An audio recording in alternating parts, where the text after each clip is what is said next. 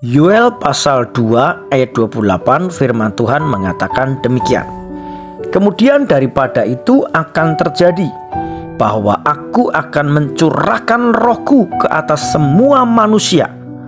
Maka anak-anakmu laki-laki dan perempuan akan bernubuat, orang-orangmu yang tua akan mendapat mimpi, teruna-terunamu akan mendapat penglihatan-penglihatan.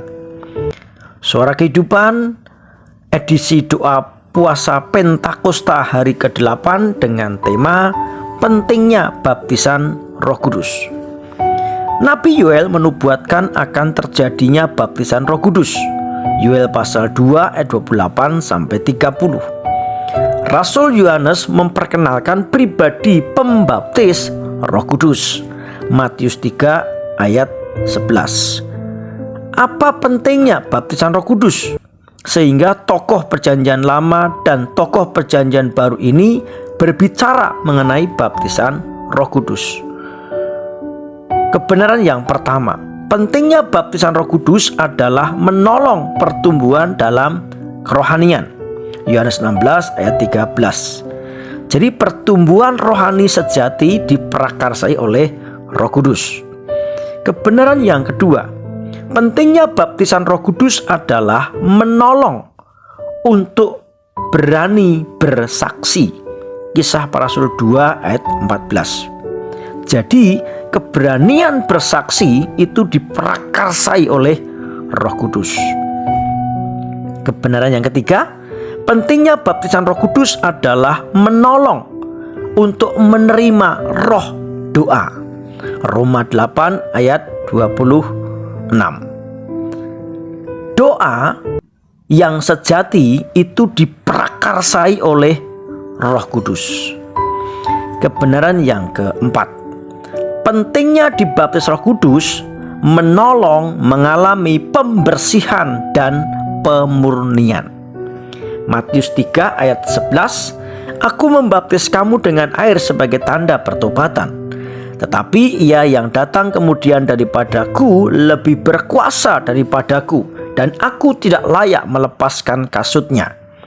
Ia akan baptis kamu dengan Roh Kudus dan dengan api. Alat penampis sudah di tangannya. Ia akan membersihkan tempat pengirikannya dan mengumpulkan gandumnya ke dalam lumbung. Tetapi debu jerami itu akan dibakarnya dalam api yang tidak terpadamkan. Gandum adalah ibarat manusia yang berkualitas atau berharga, sebab ada nilai kebenaran dan kebajikan. Jerami atau sekam adalah ibarat manusia yang hampa atau kosong karena tidak ada nilai-nilai rohani yang abadi. Baptisan Roh Kudus menjadikan kita Kristen gandum, bukan Kristen jerami atau sekam. Pembersihan atau pemurnian yang sejati diprakarsai oleh Roh Kudus. Kebenaran yang kelima, pentingnya baptisan Roh Kudus adalah menolong kita mampu mengerti rahasia ilahi. 1 Korintus pasal 2 ayat 10, karena kepada kita Allah telah menyatakannya oleh Roh, sebab Roh menyelidiki segala sesuatu, bahkan hal-hal yang tersembunyi dalam diri Allah.